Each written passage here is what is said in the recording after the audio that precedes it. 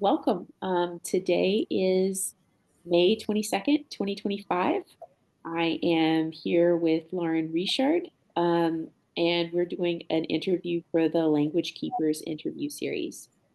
This series will run through the UK contracting system, so Lauren will own all rights to it, and she may license it for us to be able to use on YouTube publicly.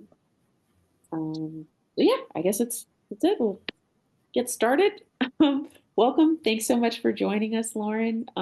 If you could you start off by telling us a little bit about yourself, kind of giving us just the general overview, Lauren life story in something like 5 or 10 minutes.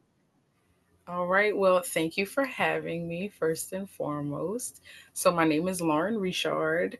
I am from St. Martinville, Louisiana. I'm native to this area, as is my family. So, most of my family is from St. Martin and Lafayette Parish. And then areas within it, specifically the village of Parks, which is in between St. Martinville and Bridge, Bayou Tortille area, which is in Broussard. So I'm very deeply rooted here. I like to say I'm Creole on all sides. So both parents, all four grandparents, all eight great grandparents, all 16 great great grandparents. I've traced my ancestors back here as far as I could as of yet to the 1730s. So we've been here for quite a while. Wow. Um, yeah. So my background, like I said, I was born and raised in St. Martinville. I went to school here my whole life, a little Catholic school on the bayou, ran by the two churches in town. And then I went to college briefly for psychology at first, and then ended up going back later for culinary arts. So my work background, I've done a lot of work in the food industry, either with family. I have several family members that own restaurants and catering businesses and whatnot in this area. And for myself, I bake. It's a hobby now, but I used to do it to sell. Food's a very big part of our culture, so it's been a big part of my life as well. I like to focus on like traditional stuff, baking things that are have been passed down in the Creole cuisine for a while, even making new things. Because Creole isn't it's not something that's stopped. There's no timestamp on Creole. Creolization is a process, we like to say. So we make new things. You take ingredients that are staples in our cuisine or just indigenous to this area, and you make new things with them, and you got Creole cuisine. But as of right now, I currently work for the city of St. Martinville. I work at our museum. So I'm in the culture, recreations, and tourism department. That's something that I've been focusing on just as a personal passion project for pretty much all my life. I've always been a little bit of a history nerd. I excelled the most in history and language and things like that. And I just kind of took an interest in it as I got older and started kind of narrowing it down to our culture and specifically Creole, Louisiana Creole culture and the Louisiana Creole culture of Southwest Louisiana, as opposed to the East and more, New Orleans focused. They get all the shine. So that's more of my personal passion thing, and now I'm actually working in it. How long have you been working in it? My current job, I just started working there this year, so I think January, so almost 6 months now. But you've been working in it for 6 months, but you've kind of what you said earlier was like you've been working in it kind of like within yourself your whole life. Right. Um, when did you feel like you wanted to get involved like with language work? Was there a moment or was it always kind of a continuum? So I've always had an interest in it. That's been kind of just foundational to who I am, but actually wanting to get involved and like I guess do more formal work 2018. That year, I think I just had a lot more time on my hands for some reason, and I started really getting into my family history and genealogy and all that. And when you're searching through these old records, especially anything before the 1900s, you are going to run into a lot of stuff that's in French or in Spanish. And it really helps if you know these languages and you can actually read it and understand it. Also asking older relatives about certain information and listening to certain stories that they're going to tell you. In my family, my eldest relatives all spoke French or Creole. And so there were certain times where you ask them something, they may start off in English, but then they'll finish the story or whatever they're telling you in French or Creole. So you got to keep up.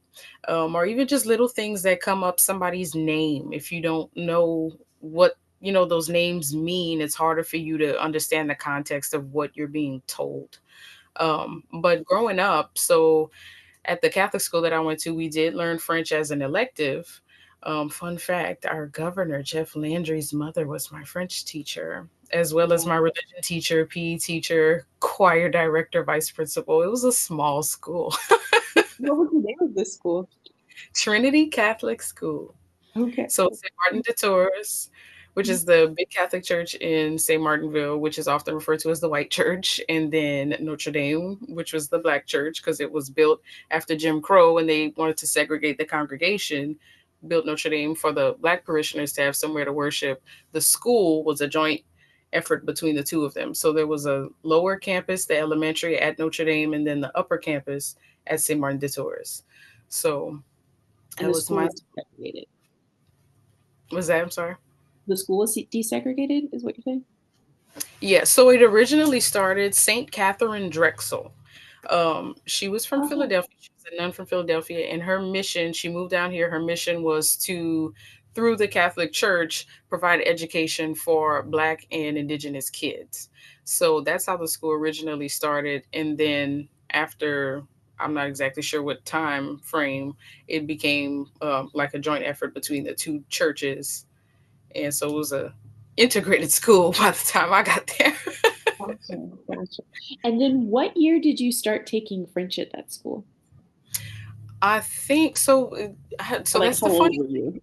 Yeah. Yeah, so that's the funny thing about just growing up in St. Martinville and going to that school in particular. And something that's such a unique experience for us that I think a lot of us didn't realize till we got older is that because in that area, almost everybody you'll meet is Cajun or Creole, so we had teachers, lunch ladies, almost everybody. If they didn't speak it fluently, they at least were dropping words and phrases all day. So it was almost like an immersive learning experience just being there. I Oh, remember actually taking French classes when we got to middle school. So when we got to the upper campus, I guess ooh, girl, what year was this? you don't have to put yourself out there like that if you don't want to. I'm not worried about people knowing my age. It's just like, oh wow, what year was that again? Gotta Uh, remember. Yeah, once I got to middle school, so when I was in like the sixth grade, I think we started actually taking French classes as an elective, but it was always a part of just the culture here, and so you heard it all the time. Wow, that's wild. Thanks for sharing. And did you hear it growing up? Were you were saying that like, some stories started in English and then kind of tilted into French or Creole after. That makes me think that you were able to follow those stories at a young age, so you were kind of semi-fluent or completely fluent as a child. Yeah, so that was the funny thing too. I'm a talker. Okay, I love to talk and I've always been that kid. I had no problem. Some kids are shy. You have to, kind of coax them to tell their relatives hello, especially elders. I never had that problem. I talk to everybody. And that was one of the things I noticed with grandparents, but particularly great grandparents and their siblings in that generation is when they would, kind of abandon English after a certain point or just wouldn't even bother with it at all. I did not like being not in the conversation, not knowing what they were saying. It made no sense to me. These are my relatives. This is my family. I'm around them all the time. Why would we not be able to communicate? So I just kind of took an interest I just wanted to know what was being talked about anyway. And the funny thing with their generation, like my great grandparents, so the ones kind of born in like the 1920s or between like 1900, 1920, sort of, a lot of them either didn't intentionally teach their kids the language, but when it came to their grandkids or great grandkids, I don't know if it was an age thing or what, but they were like, no, we're gonna, like, they would speak it with us, or they would try to teach us certain things. So there was like this gap like when they were growing up, their kids in their generation, they were kind of like the first ones to go to school, and like they always say, have it beaten out of them. They'd get punished for speaking it at school, and you weren't allowed to print it in the newspapers and things like that anymore, so it was heavily discouraged. And then by the time we came around, I guess because our generations now, our first language was English, they weren't as worried about us not knowing how to speak English and not succeeding in school. So they'd get annoyed if they were telling you something and you didn't know what they were saying. Mhm. Mhm. So you learned it out of necessity of being a social person. Yes. Very much so. Sorry, I didn't mean to rabbit hole you, but you were talking a little bit. The question was, when did you feel like you wanted to get involved? And you were saying that like kind of you knew it as a child, and that you started taking French, I think, in middle school, and that Jeff Landry's mother was your teacher, and then I asked you a bunch of questions and sidetracked you. Yeah, so I took French in middle school and then through high school. But there were, of course, were no like formal Creole classes. And one of the things that was absolutely mind warping to me was being taught French by these locals, right? My French teachers, I didn't go to immersion school or anything, with teachers who came from different countries. My teachers were Cajun or Creole, and it was insane to me to listen to them teach us French and really hone in on how they were teaching us the real French, the proper, European way, not our broken and backwards and country inferior, French and Creole. And I mean, I can't even, like, the cognitive dissonance you have to be Creole or Cajun, and teaching a classroom full of Creole and Cajun kids and tell them, no, the way we speak is wrong, it's bad. It's like, okay. So that's one of those things that made me want to focus on our heritage languages even more, is because how do, even our own people here are looking down on them and gonna let them die because they've been taught that they're inferior. And it's such an interesting thing because they'll tell you, right, this sad story of how their generation or their parents' generation was punished in school, were beaten, and it was illegal, to print these documents like newspapers and whatnot in French. You get fined for it, and you're going to miss out on all these opportunities and whatnot. And then in the same breath, just not show any love to their own Yeah. mother tongue. It's like, well, so if you understand how bad it was, that it was beaten out of you and your parents, it's like, I get it. I totally understand where that like internalized, sense of inferiority comes from. They beat it out of you and they told you it was bad. But like, do you hear yourself now? You're telling us we should learn it, but just not that kind, you know? Yeah. And I to guess. to like and like you started recognizing that in middle school is what I'm hearing. Yes, I would butt heads with my French teachers a lot on that, or especially if they would tell you, because there's certain words that are the same, like this word in French, maybe it's pronounced just a little bit different, or maybe we spell it just a little bit different or something. But so I mean, Creole, the vocabulary is like 90% French anyway. So a lot of the words, especially when you're hearing them or saying them, they're practically the same. And they'd say, well, I'm sure your grandmother or whoever knows what this means. So when you're learning this in class, go home and practice with them. And so then you might come to school and ask them, well, what does this mean? And it might be a word in Creole. And they, oh, no, no, no, don't say that. Don't say that. That's not right. You're not supposed to say it like that. And it's like, well, then who are we supposed to practice with if you're telling us, Who am I talking to here? Yeah. yeah, it's like, this is your heritage language. You're supposed to learn it. But no, not the kind that your grandmother's going to speak. Not like that. It's amazing. And I mean, by the time I learned it, we're in a place of privilege compared to them because there was already decades of work that had been done within the French revitalization movement so that we were able to have French classes in school. But it's just, that's, I guess every generation is going to have its battles. That's ours. It's like, okay, thank y'all so much for the work you did and getting us here to the point where we can do these things, but we got a little more work to do. Amen. And so, did you stay, like, it sounds like that, is it correct? Am I hearing that those moments of butting heads with those teachers was where you started to really kind of gain a strength for protecting your own language. And is that correct? And did it continue in that way, or were there other moments that really affirmed you into to getting involved in this? Oh, absolutely. I think it started there, but then so then becoming an adult, no longer being in school or at least not taking French classes anymore, you see it a little bit differently. Or I started to say, well, I could like argue with my teachers when I was younger and disagree with them, but like what am I doing now? Like something has to be done. And then also just being more exposed to the outside world, I guess. Because like I said, in my community, St. Martin Parish in particular, and then in this little bubble in the Catholic school or whatnot, it was a very pretty culturally homogenous environment. Everybody had a similar background, and then so you come out of that and you're in contact with more people, and you realize, oh, this is a very unique space that we're in, a very unique culture and ethnic groups that we belong to. The rest of the world is either not experiencing this or they just don't see it this way. And just answering questions that people would have, people who weren't Cajun or Creole, or even within our ethnic groups, asking me questions and answering them. One, I wanted to make sure I was accurate, in whatever I was telling them, but then they're curious. I'm explaining to them, no, Creole is not just a food. It's somebody asked, they're like, oh, I thought Creole was a seasoning, like something you just sprinkle. And I was like, oh my God, go back. I think she was from Florida. I was like, go back to Florida. But I'm like, no, we're a whole ethnic group. We have a cuisine, we have a language. And then people go, they're like, oh, really? And then they want you to, give examples. And then I would start and I'm like, wait a minute, like I'm doing work right now. Like this is work, literally.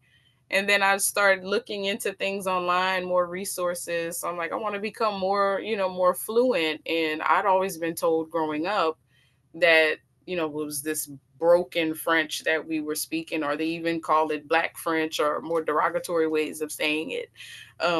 And to find out that these scholars, some of whom I'm related to, like Dr. Christophe Landry, had developed an orthography for the language so we could read it and write it. That absolutely blew my mind, because your whole life you're told it's broken and backwards. You don't think there's a way to read and write it. And then I find out there is. And so now I want to study it and I want to share that with other people. So that was like 2018. I just locked in and I was like, we're digging into the family tree. I'm pulling as many resources as I can find. I'm reaching out to people. And that's where I really just kind of settled into it. In 2018, what else was happening in your life? Like kind of like, were you in school? Were you out of school? Like, what was the setting of 2018 for you? I'm pretty sure I was out of school. And so I think part of it was like looking for some type of structured learning to do with myself. My niece and my goddaughter were both born that year, and it made me think about how much stuff wasn't being passed down, or start, thinking back to, well, because they're both my godchildren. So I'm like, well, what do I want to pass down to them? What are some things that I got to experience as a kid that they maybe won't get to experience because they're being born, in a different generation than me, not wanting to lose those things. I also had a bunch of my elders, they started to pass away all within like a small time frame, it seemed to me, around that time. And that was another thing that kind of scared, because I would sit down with them and talk to them and, ask them questions. And now I'm starting to lose them pretty fast. Those are my resources. Their generation, they was some of the last ones to speak it fluently. We still have, some fluent speakers left, but it was mostly that generation who a lot of them have passed or they're very old now. And that was another thing that kind of made me go, okay, this is time is of the essence here. Like this is something to really focus on. But I Mm. think it was literally new life and a bunch of new life and a bunch of death all happening at once that made me go, okay, I'm in the middle. I'm in the middle. I should do something. What do I do in this situation called life? Yes.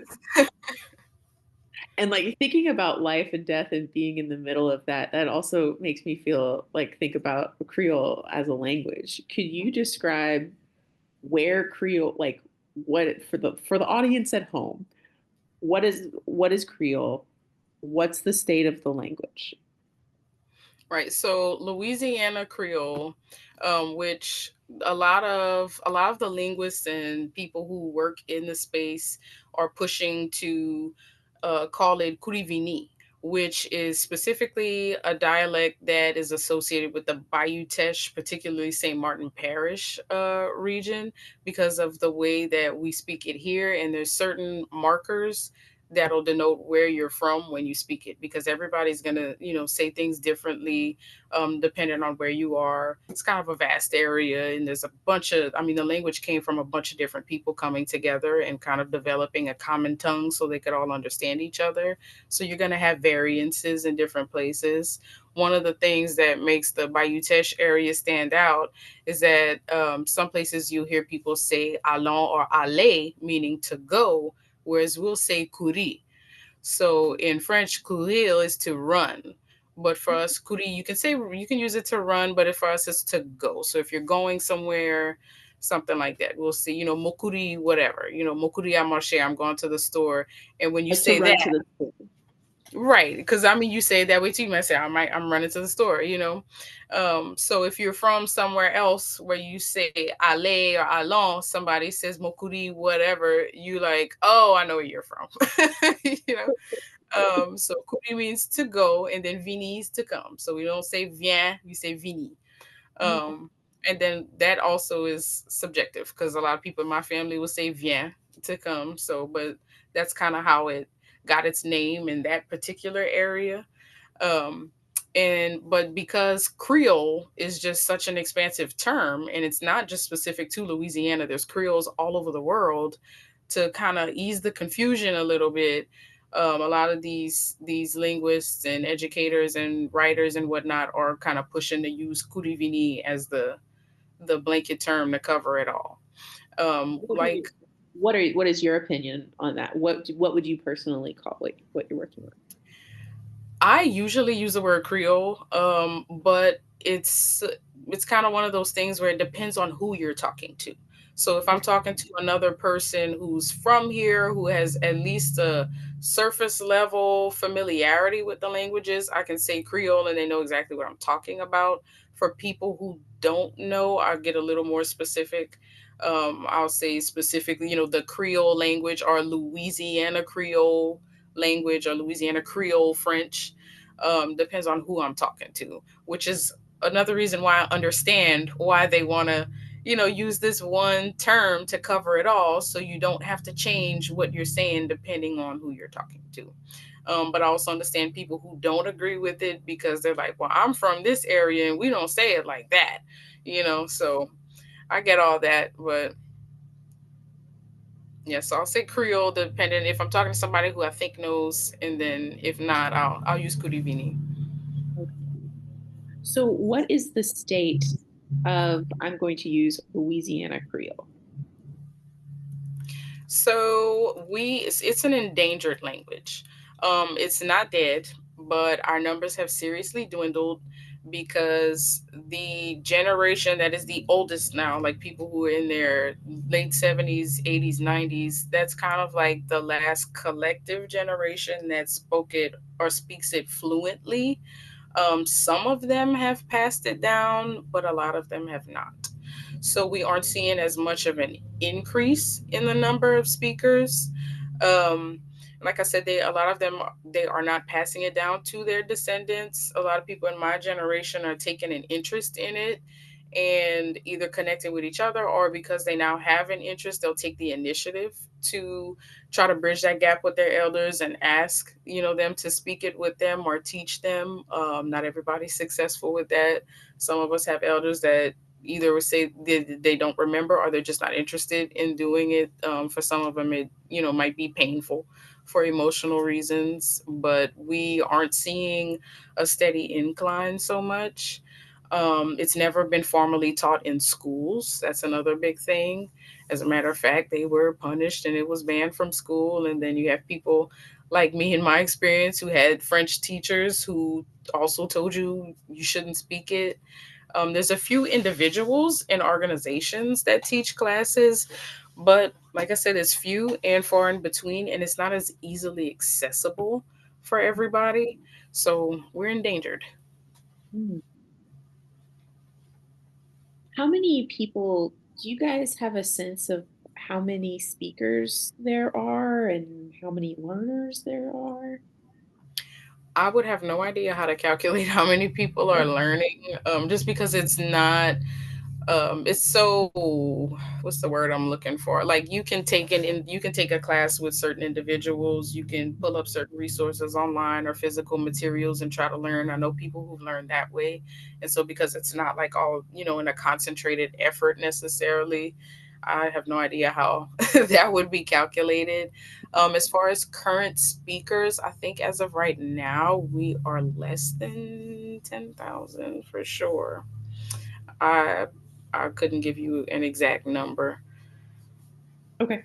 And then just kind of the Boasian triangle here, talking about is there, you mentioned that there's classes available. Are there dictionaries? Are there grammars? Are there courses that is the language documented in some way? Is there like, audio and stuff that people can listen to? Yes, absolutely. So there's a few books, and then one of my good friends who you know, who's also been a part of this series, Mr. Talib Pierre Auguste, is also a writer, and he writes in Creole. His book about Kushma, he has a book that's been published about Kushma, which is a Louisiana folk lore mythical creature. For people who don't know, who've never heard of that, um, but there are materials, there are written works, so those can be a little confusing, the older ones anyway, because this was before this orthography that we're trying to use now was developed. And so it really just depended on the author and where they're from, how they would choose to spell things. Mhm. So it's a little bit harder to learn it that way, especially if you don't already have some proficiency in the language. There are many audio recordings of people speaking or singing in Creole. Um, and then, like I said, because we have these, these doctors and writers and whatnot nowadays who are enthusiasts and preservationists of the language, they also are developing works in it. So there's documented, resources that people can use, and there are people who work in this space who are concentrating them and developing curriculums and whatnot with them. It's not very accessible for most people. And my last clarifying question on this kind of topic is for the kids back home. Um, when someone the linguistic term for Creole means a mix between two or more languages that have come together to create a new language. Can you talk a little bit about the components that go into Louisiana Creole? Absolutely. So, Louisiana Creole was developed by African slaves who were trafficked here to the New World, as we called it, or at the time the territory of Louisiana. So the French were the first to colonize the area. The Spanish and British sent explorers and whatnot here, but the French were the first to start to Europeans to settle the area and build colonies and whatnot. And when they started to import slaves from Africa, they're pulling from different areas, right? All within like West Africa, but these are different ethnic groups with different languages and whatnot. And so you may have some who could have communicated with each other, depending on their life and what they did before they were captured and brought here. But for the most part, they didn't speak the same languages. And so not only did they have to communicate with the colonizers, but also with each other. And so they have to learn French, but as you do, when you're learning something new, you put yourself in it, right? You make it your own. And so the vocabulary of Louisiana Creole is mostly French, but the grammar structure and even some of the words are heavily African, heavily West African. There's Wolof and Bambara and Mandinka words, and there's also a bunch of indigenous words in it, obviously, because the indigenous people had been here for thousands of years by the time we all, got here. And they were absolutely a part of this new culture that's being created. So there's a whole bunch of indigenous words in it. There's some Spanish words.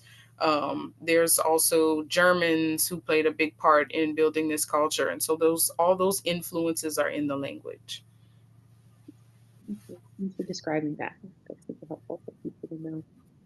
Um, yeah, and like thinking about like how much has happened with Creole in the past 20 years has been really awesome. Um, but thinking about your own work and since you've started to be part of this space, um, can you think of like what are the highlights that you think of when you think of the things that you've worked on, the things that you've done or contributed that you're very proud of? And I know that this is usually the hardest part for people because people feel like they can't toot their own horns or trying to stay humble. That's it's a hard thing to do to be proud of the work that you've done, but you've done a lot of work and I want like you should be proud of it. So please toot toot. Well, thank you. I think the thing for me is not like, some people try to be fake humble. They're like, no, don't focus on me. Everybody look at me. Like, it's less about that and more just, it feels like there's just so much that needs to be done. It's like, no, we cannot applaud yet. Like, we're not halfway there. Um, but I'm pretty new to doing any like formal work in this space because up until almost a year ago, a lot of the stuff I did, it was just informal, just having conversations with people. I mean, it's valuable. It's just a lot of what I was doing was not being documented, or it wasn't in an academic space, or through some sort of institution or whatnot.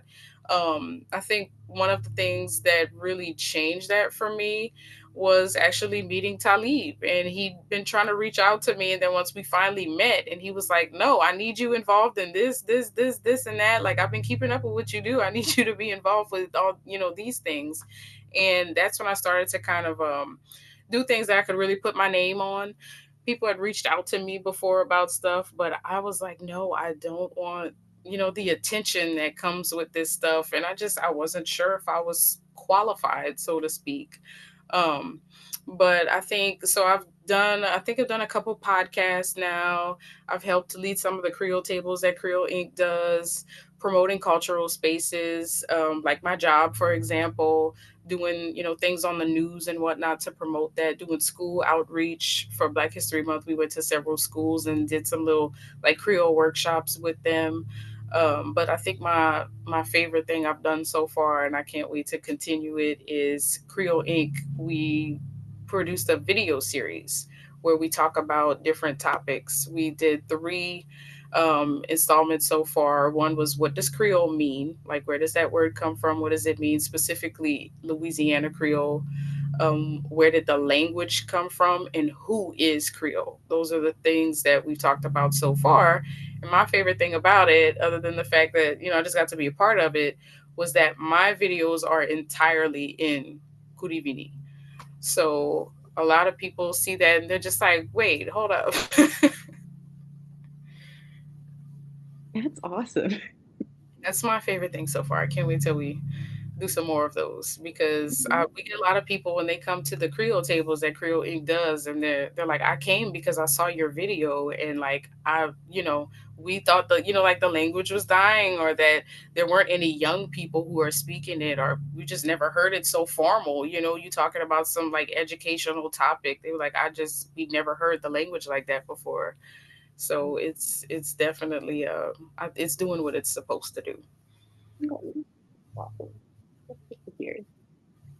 And thinking about that bright and shininess, and then also looking at the weathered path in front of us, what do you feel like needs to be done? You said that one of the things like that makes it difficult to talk about your work is that you can't applaud yet.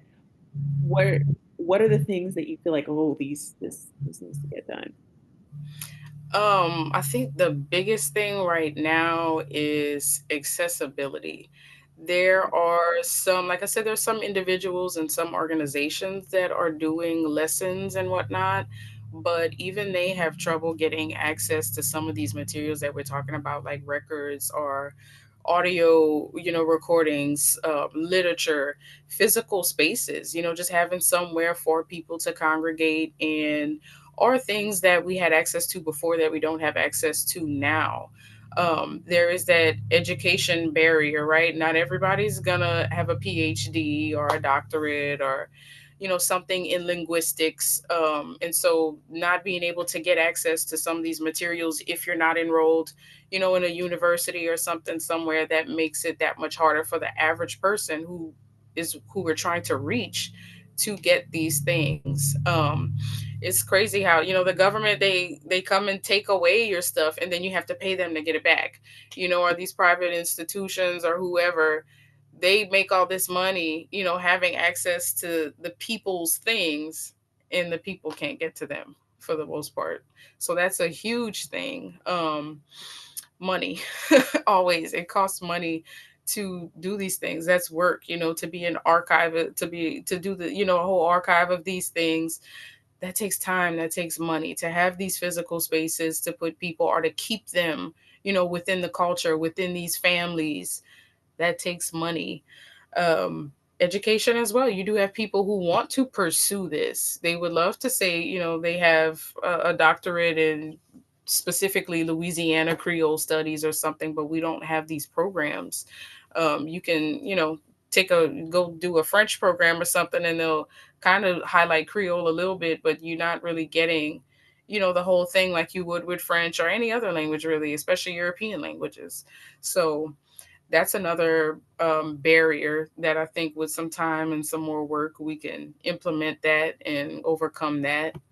Um, Also, there is the issue of, because we are trying to reach, regular everyday people, there is some elitism that comes up at times. And so a lot of people may be intimidated by stepping into spaces like this, because they feel like, well, maybe I don't know as much as this person, or maybe I shouldn't, speak on these things, or I can't speak on these things. But that's kind of the beautiful thing about Creole. And it goes back to why it's not been protected as much up until now. It's seen as like this backwoods, backwater, broken French. Who says you have to have a PhD to educate somebody on it? We're talking about very simple people with a simple, background and history. How do we run into, elitist people about the Creole community, especially on this side of the river? We the country, right, compared to New Orleans and whatnot. So it's funny how that works. But I think that's a thing that intimidates some people and makes them not want to get involved at times, is having to deal with what comes with the institutionalized aspect of it, where you have people who want to speak over you, especially when you're in a marginalized group. People who aren't even in that group study your people, your story, and then they want to speak over you, or they want to be the face or the voice of this story that's not theirs. Thanks for saying all that. Um, those kind of gives me a better understanding of like what is the work that needs to be done, and like I know you guys are going towards it, and your work is actively addressing some of these things, and it's not easy. What do you feel like, um, what things would make the work that you're trying to do or the change that you're trying to make easier? I think first and foremost, it has to be intra-community discussion. We have to instill a sense of pride in it, in our own people, because you still have so many people who are either completely ignorant about it, or they still have this idea that it's somehow inferior. And so to address the stigma within our own community, that's probably the first thing. But in order to do that, you do need a little bit of outside validation for some people. I didn't really need it, but some people do. It helps when people who aren't in the community do say, no, what you guys have is cool and it's special and it should be preserved. Sometimes people get questioned, they tell people that they're Creole, and then these people are like, oh, that's so fascinating. Do you know how to speak it? And then they're like, uh oh. So there's plenty of people who reach out to us and they say, I'm so proud of my heritage. And I tell people I'm Creole, but I don't know how to say this or that or whatever. So then they do feel the pressure to learn, which I mean, I don't mind. That's a good reason, I guess. Um, but support from within the community, support outside of it. You do need those people outside of it to say, we see what you're doing and that's cool and we support it. The government, grants and funding and implementing it in schools. That also helps because I mean, it kind of started with the being told you're not allowed to speak it at school. This is a place of, education, and this is the opposite of what you need. And so to, re-implement and amplify it through those spaces would help a lot. And it's like, I don't know, ironic in a way because we talk about like wanting to avoid the elitism or avoid, trying to turn it into a capitalism thing about showing people like, hey, look how much opportunity, especially financial opportunity, you can get from doing this, because that's not always going to, be sustainable. You like, you don't want to go there, but at the same time it does help that you have these academic institutions and people with titles and whatnot who validate it and who are putting in this work. These people who are doing all this work to document it and develop this orthography and teach the classes, we need them too. I think it just helps if you have the balance. If you say, yes, we can appreciate these people and everything they're doing, but don't forget the subject. Don't forget the people that they're studying and how, quote unquote, simple they in their lives are compared to all the fancy stuff. Yeah, it's like everyone is a player in this game, making sure people in there are in the right positions in what they're doing in the team. Absolutely. But yeah, some sort of form of reparations, so to speak, would help. Like I said, they take away and then you have to crowdfund to pay them to get it back. Like reparations towards the institutions or No, individuals? so, for example, I'm in Creole Inc., right? We're a Lafayette nonprofit based out of Lafayette, and our whole mission, our name is actually an acronym. The Creole stands for Cultural, Resourceful, Educational Opportunities, and Linguistic Enrichment. And I Mm. think, as far as the Lafayette area or the whole 337 area code is concerned, we are the oldest organization that's focused specifically on Creole culture and language preservation and whatnot. So you have organizations like ours, and then you have newer ones like Chambeau, and then you have certain ones like farther north and east towards New Orleans. And I think organizations like us, where we try to preserve those things and we're nonprofits, we try to develop curriculums for classes. I think maybe us not having to go through as much jumping through hoops and red tape to get support and funding from the government so we can give back to the community. Um, Not so much private institutions because those aren't as accessible. So I think it helps when you have more public things and nonprofits and whatnot. If they could funnel that money through us, and then obviously they watch you like a hawk to make sure you're doing what you got to do with it. But helping us to help the community, because that is our mission. I think that's more what I mean when I say reparations, but also on more of like an individual level. I mean, it's not just specifically with Creole people, any marginalized group, especially Indigenous and Black people. I mean, we lose land left and right because of a bunch of different things: environmental racism, red line, like all these things where our land gets taken and that takes a toll. People move away. Be helping people to stay where they're rooted, helping people to regain things that they've lost. I think all of that would feed the culture and therefore the language. Mm, all connected. All connected. Um, with the immense amount of work and like it's a lot to take on language work. Um, and there's something that drives you forward in it. What is it for you that where you find inspiration and the fire to keep going within your work? I think maybe my biggest one is my family. I just feel so privileged when I think about like my childhood or even now still. just being able to say that they spoke it. When people ask, where did you learn or where did you hear it? And I say, well, all four of my grandparents spoke it. And like, just watching their faces, they go, wow, like that's such a privilege. And I know, I'm very glad that I'm not the kind of person who just doesn't appreciate that or didn't appreciate. I think I always did. So my family inspires me, wanting to pass it down.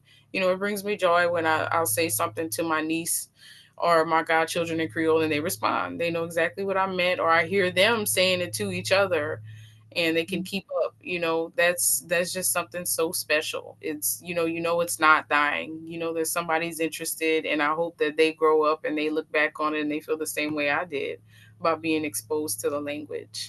Um, a lot of the scholars that are working in this space, even some of my friends that I know, me and Talib, I pick on him all the time, but I'm one of his biggest fans. I really appreciate what he's doing, and meeting him is kind of what, got me going as far as really wanting to put my boots on the ground and work on this stuff. They inspire me, reading works, just following people on social media who are learning.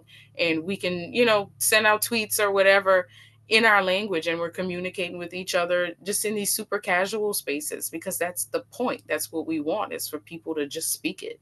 Everybody's not going to write a book. I don't plan to. We just want to get people to the point where we can just talk. You go on Instagram Live or whatever, and you're talking in Creole. Like, that's just something that up until now nobody been doing at all. So to watch it evolve, that's something that inspires me. Music, of course, listening to the older stuff and then seeing, knowing some of the younger musicians, especially like the Zydeco musicians, and talking to them, and they're like, hey, you got to teach me this or that because I want to put it in my songs. Like, that's something super cool. I'm like, yeah, don't worry, we're gonna get with y'all on this. Other groups that are also doing language preservationist work, like indigenous tribes and nations, or even just people all over the world who are doing it. I saw the Maori in New Zealand, how their language was also on the decline because of colonization, and they implemented these programs and they started teaching it in school and really honing in on teaching the children. And now their fluency rate is like skyrocketing because the kids can speak it. And that's where it survives, when you implement it in the children. So just watching the work of people literally all over the world and what they're doing, my peers, people like Talib, Pierre Auguste, people like Kobe Martin, people like Drake LeBlanc, we're all younger people and we're all doing something. The things that they do are just super, super cool to me. Just taking all these things that are on the decline and bringing them into the modern age through technology and whatever it is that we do in recreational spaces. It's fun. You're like in the club hanging out with people and we're speaking French, to each other. The revolution will be incredibly fun. We'll start in the club. Revolution Club. At the Zodicals, at the trail rides, wherever. At the hookah lounge, listening to people argue in French is the best. So That's tell when me, you find the real inspiration. yeah, like when you're living it, when you're enjoying yourself. You're living it. So how old are your godchildren? So they are both turning. Well, my oldest godchild is turning 11 this year, and then my next two are turning 7, and then the next one after that is still baking and coming out of the oven in September. You got a lot of ducklings. I have those are just the godchildren. That's not even the little cousins. Yeah. Yeah, they used to call me Loli's daycare in my family because I always have the kids. There's so many kids. That's And awesome that to was be. another thing that kind of, got me to really start taking an interest in it. It was having the kids all the time. I was like, man, this is such an opportune time to like instill as many things as I want in them. I'm like, you're not going to learn this at school. It's so strange how it works. I took an interest in it. I'll sit down with the elders and speak, but like my sister don't speak. She can understand certain things, but she doesn't speak a lick of it. Mm. You wonder how that happens. We were together. We were there together. I don't know. But I'm like, I know they're not gonna learn it at home, so they're with me. We speak in Creole. We gonna parle Creole today. So Wow. So you're creating this Creole this cohort of Creole kids. They're gonna really find it. That's awesome. The other thing that you were talking about, the other question I thought is like, can you talk a little bit more about the relationship between Creole revitalization and language keepers and Zydeco musicians? Oh man, so I mean, when Zydeco first started, so I'll just kind of touch on Zydeco a little bit, especially for people who maybe not familiar with the roots of it. So Zydeco is a descendant of what they call Lala music, or sometimes they call it French Lala music, right? So you had these black or Afro Creole musicians out in Southwest Louisiana, right? We're not talking about, east side of the Mississippi where we're thinking more of jazz and things like that. But Southwest, we're out in the rural areas. You had la la music, you had an accordion, l'accordion, fiddle, violon, a triangle, tifere, and a scrub board, frottoir, right? So very rural. This was before Zydeco, so you didn't have the guitars and the drums and all that. So you had these instruments, hardwood floors, foot stomping and hand clapping, which is very African and indigenous to use your body for percussion and whatnot. And they would sing in French or Creole because that's what they spoke, right? We're talking pre 1950s, right? We're thinking back to like 1920s or so. And this was the music of this area of Louisiana, this rural music. And as it starts to develop, right, we get introduced to, rock and roll and blues and things like that. They start to implement guitars and drums and keys into it. And then Zydeco develops. If you listen to Zydeco, especially if you hear the scrub board scraping and the drum beats, it sounds a lot like, like horses beating and running, and that's kind of what inspired it. They call it cowboy music because out in the plains, the rural areas, that was a huge part of their livelihood, was cattle ranching. And before cars, how were people getting around? Mostly horses, right, on the land anyway. And so it's very deeply tied to cowboy culture, and horses and whatnot, and their language that they were singing in French and Creole always. A lot of them spoke Creole, but they'd record in French because, once again, even though French was looked down upon, there's still that language hierarchy, right? And French is still considered above Creole in a lot of ways. But nowadays, because the language has declined in conversation in academic spaces, whatever, it's declined in the music as well. So you have some who still sing the older songs. You have very few who write new songs in it, but a lot of them are interested in learning and re-implementing that more into the music. So it's very tightly connected. I think that's going to be one of the, hopefully, the biggest turning points in repopularizing the language, is if we get the young cool Zydeco artists to start singing in it more. Mm. And as a language keeper, thanks for that description. As a language keeper, what does that look like with trying to get the young popular musicians to sing and look on it more? Is there like a relationship, or what's that collaboration look like? So I think for a lot of them, if they have relatives who speak it, some of them tell me they're like, "Oh, I'll ask my grandma or whoever how to say this or that." But for ones who don't have access to that, if they know, some of these people that I've talked about, like the individuals who speak or who teach classes, they can reach out to them. But I know Creole Inc. We've been definitely like putting it out there. We're like, ask us, and we're trying to develop a curriculum not only for our classes but to do like language workshops with the artists, because there is an interest there. So that's something that it's more like an individual level. If you know somebody, ask them. But we're trying to do something to make it more of like a concentrated effort, and somewhere where they know for sure they can go to this place and these people to get that. Man, that sounds really cool. A workshop for musicians, or like a Super fun. That'd be super, super fun. funders. Yes.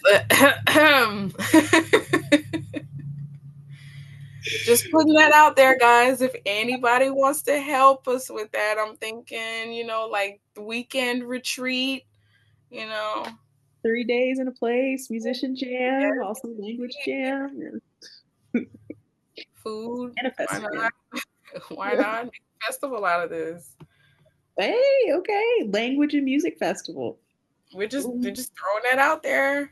They Louisiana got a language. whole bunch for the French, and then some nowadays, especially, they're trying to kind of throw us a bone a little bit. A lot of the ones that focus on French stuff and Cajun music are trying to diversify and include a little more Creole stuff, but we don't like have anything of our own, so we need You're making me think now is like if they have the Shrimp and Petroleum Festival, why don't we have like uh, a language expression festival? yes, absolutely. Writing workshops, like all of that. Well, that's there's a lot of things that we could be doing, and there's very limited amounts of people to do it. And that's kind of the next question of like, if you could clone yourself, and if there were suddenly three of yous, what would the three of yous be up to? Oh my gosh, the diabolical ideas. I'm just kidding. I would do so much work for the community only. That's it. Just good stuff. Oh my gosh. I think three of me. Wow. I could sit there and think about that all day. Like what we'd be doing. First of all, we'd have such a good laugh because nobody makes me laugh harder than myself. One of them, I'm enrolling her back in school so she can get a history degree for sure. So you want to get so like graduate or undergraduate or both or Graduate, we're going. You know graduate? what? I'm about to say, how long do I get to keep my other two me's? Because I'm Oh, she's you. going to PhD if I can push her far. Oh no, I mean y'all are in it for life, man. Like, Oh, amazing. Well, like they say, nobody's got your back like yourself. Me, myself, and I, we're in it. all right, The so other, history. Okay.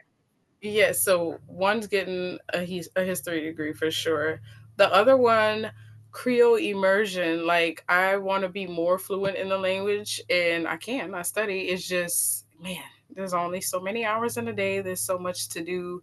I want to like just put her in a room with headphones on and listen to all these audio recordings that you have to ask somebody who knows somebody who knows somebody who knows somebody to get access to, and just immerse. Um, and then I think the third me, I really love volunteer work. Not to give a Miss America question, where they're like, I would end world hunger. But no, I really would. Love volunteer work. I don't know. It's just something about doing things for free. It releases so many endorphins for me. And I need money. I really do. Anybody who's listening. But something about volunteer work that just does it for me. I would, if I had more time, I had another me who could do it. She would just do volunteer work all day. What kind of like any like soup kitchen stuff or what kind of volunteer stuff? I like food-based stuff because I feel like that's just the very core of like what people need and just how to, keep people going. Just like even if it was, like community garden, growing food, teaching. I went to culinary school, teaching people how to cook food, doing things like that with families, making sure kids have access to school lunches, breakfast, dinner, all of it, and not just kids. You got plenty of adults that are going the whole day hungry because they don't have lunch. I want just a community effort. Like if I won the lottery today.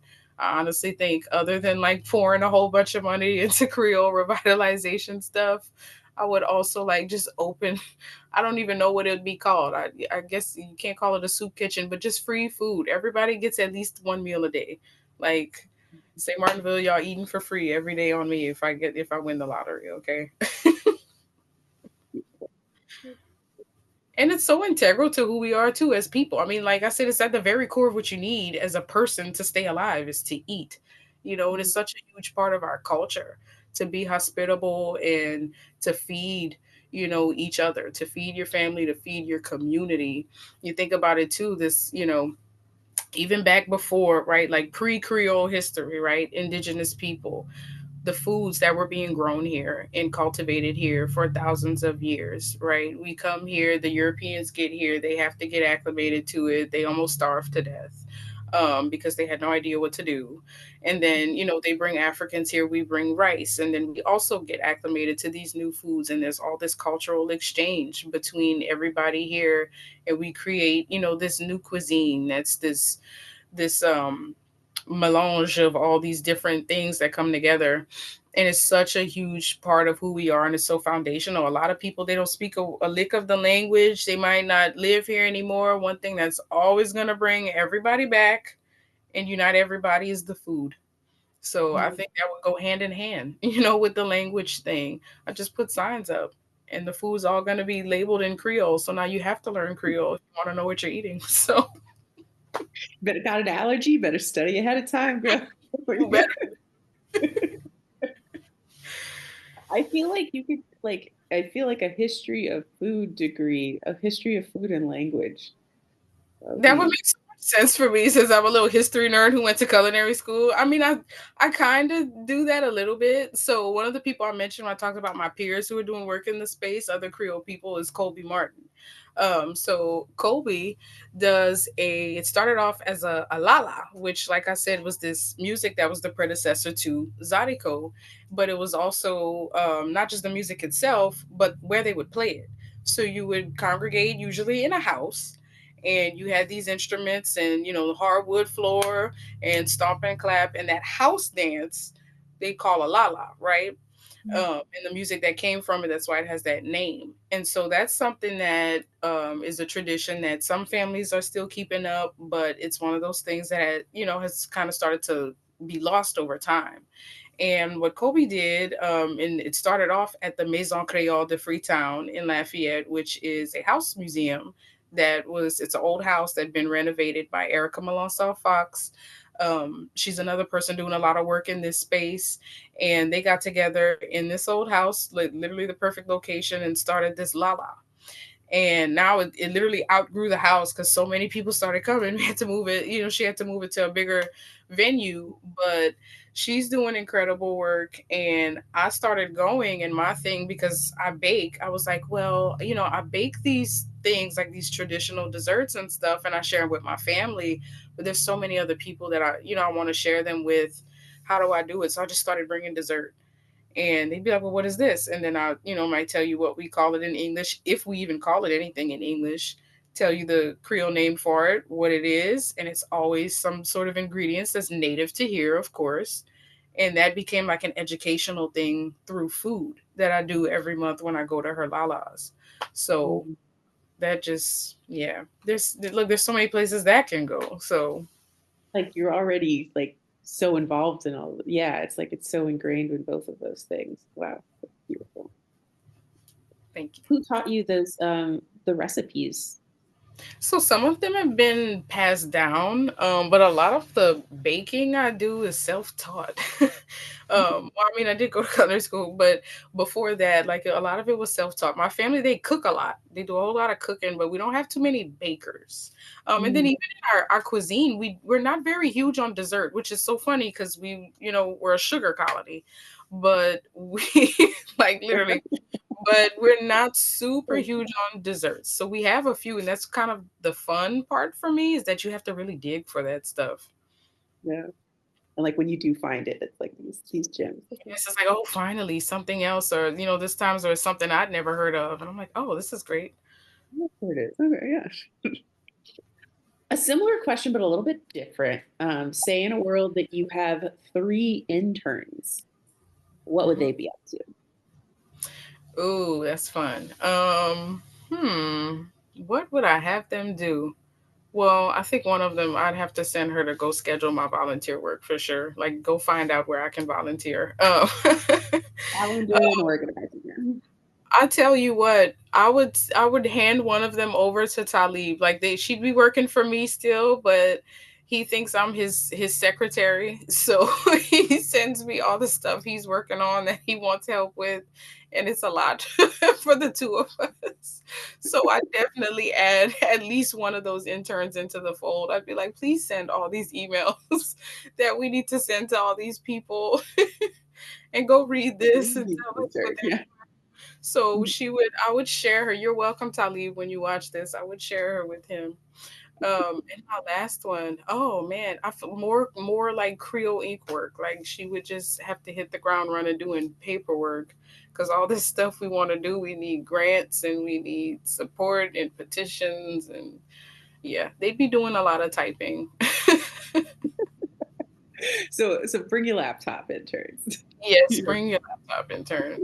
One of them would actually, I take that back. The one that I'm sharing custody of with Talib can do all the typing. My third one, she's gonna be in the kitchen with me. Oh, nice. So you have an organizing intern, kind of like a secretary intern, and you have a baking partner. Sous chef. That's who I got. Yeah, nice. Cool. I think the last one is like part of this work of this interview series is getting a sense of what everybody's doing, but then also what are the connections and ties between the work you do as a language keeper and other language keepers on other languages across Louisiana. Um, So, oh, okay. so obviously we're very tied in with the French revitalization program. So we, like I said, they'll kind of throw us a bone here and there, like Codafil and Alliance Française and La Fondation and all these different people. They'll do things to support us at times, or when they have events or something like that, they'll try to include us. So there's definitely a whole lot going on between the Creole and the French movement in Louisiana. What we would like to do, when I say we, I mean specifically Creole Inc., and even more specifically myself and Talib and a couple other people, is bridge more of those gaps with other communities, like Spanish, for example. There, like I said, there's Spanish words in our own language. We were a Spanish colony for about as long as we were a French one. They played a huge part in a lot of what we do now. In our history. And I think it just makes sense because it is a Latin based language. There's so much crossover. One of the times that we went to a school for our Black History thing and we're teaching Creole words to the kids, there were a lot of Hispanic children at the school. And when we say, do you know what this word means? Can anybody guess? There were some of the kids who were in French immersion who knew, and a lot of the Hispanophone children knew what we were saying because the base and the roots of the words are very similar. Um, and another Mm, thing too that goes into all that is, I always say we have a lot of organic interactions that we need to organize. So a lot of mm, us, we have personal relationships with people in other cultures and who speak other languages. And so we'll have these conversations, just sitting down chatting with friends, and we go, wait a minute, this is work. This is work that we're doing. This is something that if we're having this conversation, other people can have it. Other people can relate to this. Like in my own family, I have relatives who are married to or have kids with people who are Hispanic. There's people who are intermarried with some of the Asian communities that live here in Louisiana. Um, there's so much mixing in, even not, if it's not just marriage and whatnot, just working side by side with people and living next to them and whatnot. So much organic things that happen that we just have to organize. So we want to mm, bridge those gaps. And then of course there's the other Creole communities, right? Or Creole speaking, Creole phone communities in Haiti, the Antilles. Louisiana historically has a very tight relationship with Dominican Republic, Haiti, and Cuba as well. Mexico too. Then farther out, you go places like Cape Verde or Mauritius or Reunion Islands. We recently, there's an opera singer who's French. His family's from the Reunion Islands, and he came to Lafayette because he's working on this music production, and he interviewed several members of Creole Link about what it means to be Creole for us, because he comes from literally the other side of the world, and they got mhm, a whole different Creole culture over there. So just bridging those gaps, which were, so our organization Creole Inc., when they first started, that was a big part of their mission. They started because there were these, Codafil and whatnot for the French, right, speaking community, and there was a foreign exchange student, and I believe she was Haitian. Not 100% on that, but I know for a fact that she was Black. And because she was Black, and especially at that time, they were having trouble finding housing for her. Nobody wanted to house her as a foreign exchange student. And so our former president, who's actually the very first president of the organization, Mr. Paul Clues, Reverend Paul Clues, and some of the other educators and people that he knew who were also Afro Creole got together and they were like, there's something, we need to do something about this. We should Mm. have some sort of organization or something where we can pool our resources, as Black, Francophone and Creolephone people to look out not only for each other, but also recognize, our brothers and sisters worldwide. And so that's actually how Creole Inc. started in the first place. And so we just want to continue that work, especially now that it's easier with social media. Literally at the click of a button, you can be in conversation with somebody from the other side of the world and comparing your languages, comparing your food, your ancestry, whatever, and finding these things in common. And so many of us do that anyway, just talking to people on whatever platform we're on and then saying, wait a minute, we need to bring this back, to the organization or to this program or whatever, where we can pool our resources together and maybe, kind of create some sort of event or something where people can collaborate. And we have. There's plenty of those. In New Orleans, they do recognize the Haitian community there, and people come from Haiti and whatnot, and there's music, and food and linguistic workshops and whatnot. Creole Inc. took part in it. There's several things that go on that we do. And then the last one, because we talked about, Europeans and Africans, and well, not the last one, actually, two more.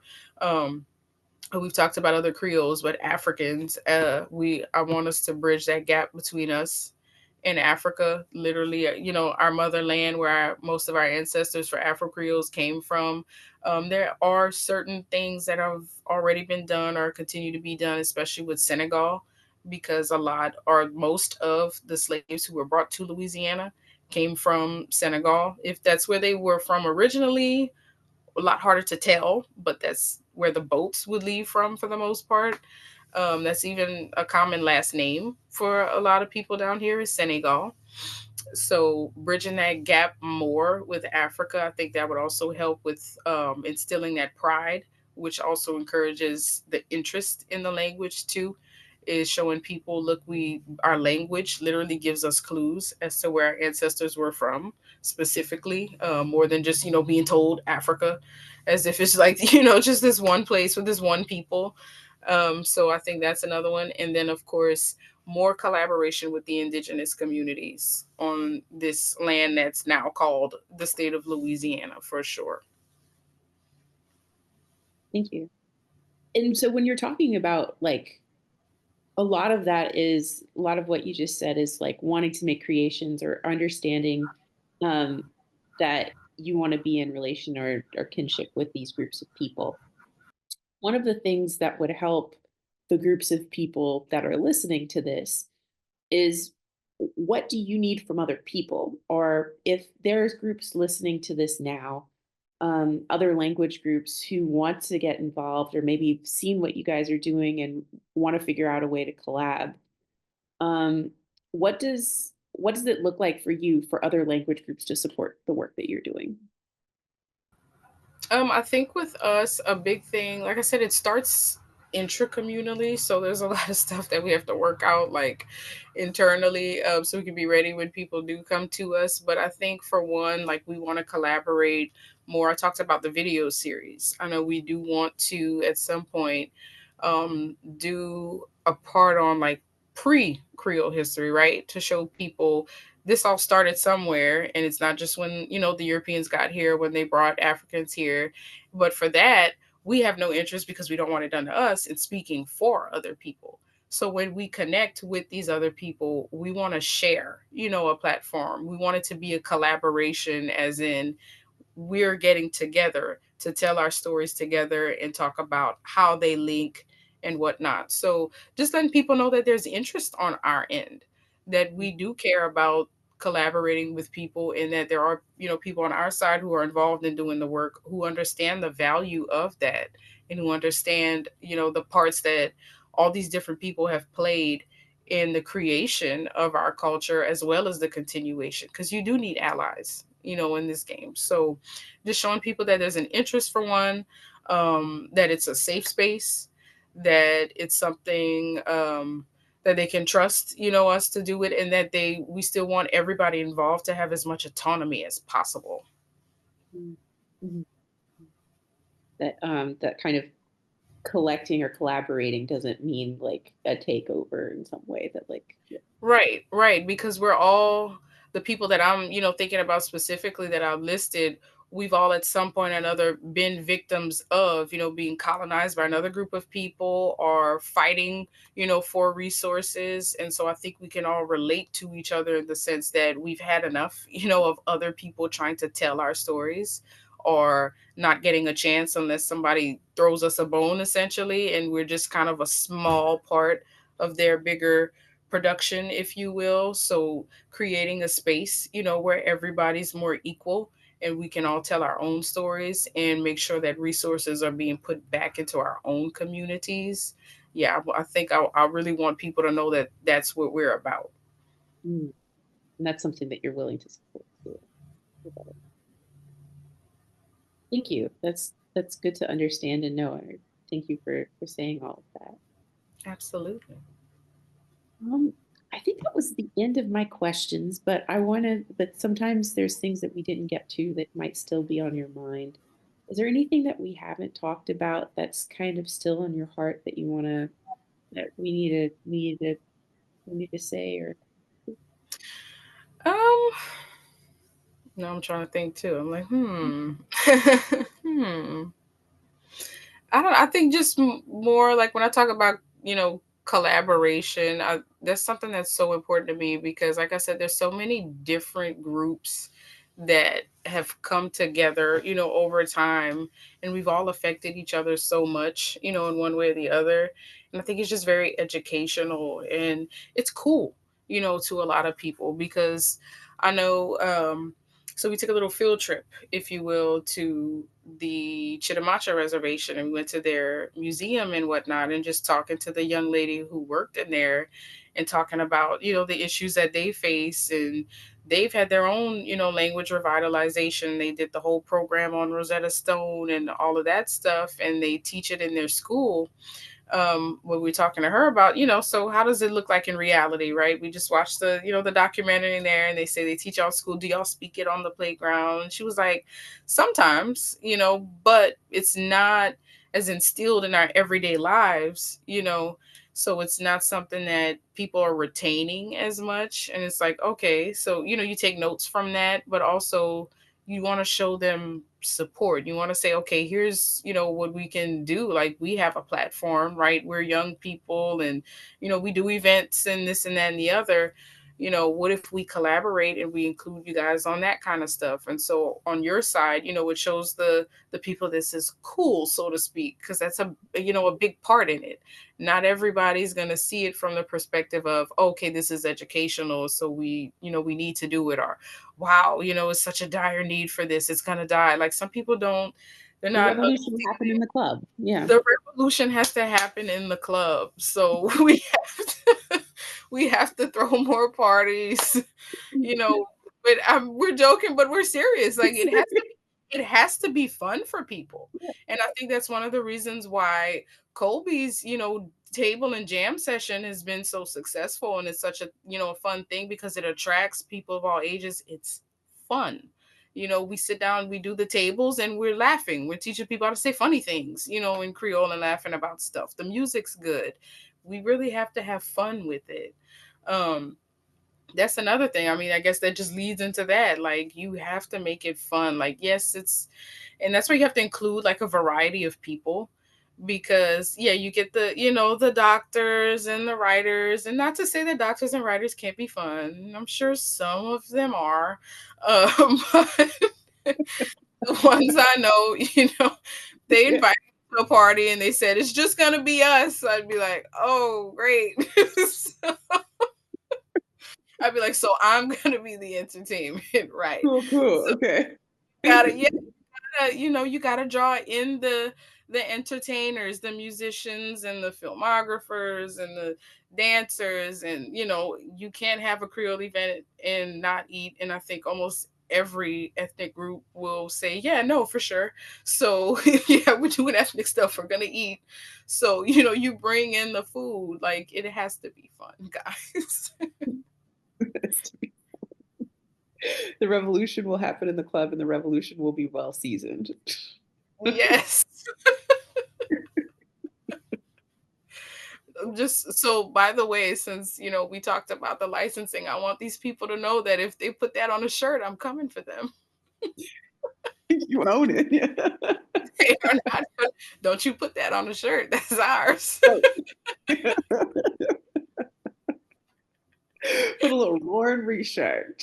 Yeah, by the way. By the way, yeah, don't get it twisted, Gonna and put that don't in wear our that to a party with me. blog. I will see you at the club with that shirt. I will. Oh my Well, man, this has been fun. Thanks so much for taking the time today to talk with me and do this interview. I know you're really busy, and I really appreciate it. Absolutely. Anytime. That was good. And I learned a lot. Thanks so much. I really appreciate getting a better sense of like the work that you're doing, what's important to you, and like how I can better support and be a better language neighbor to the stuff that y'all are cooking up. Well, we appreciate you very much. Well, I'm gonna if that's it, I'm gonna stop the recording.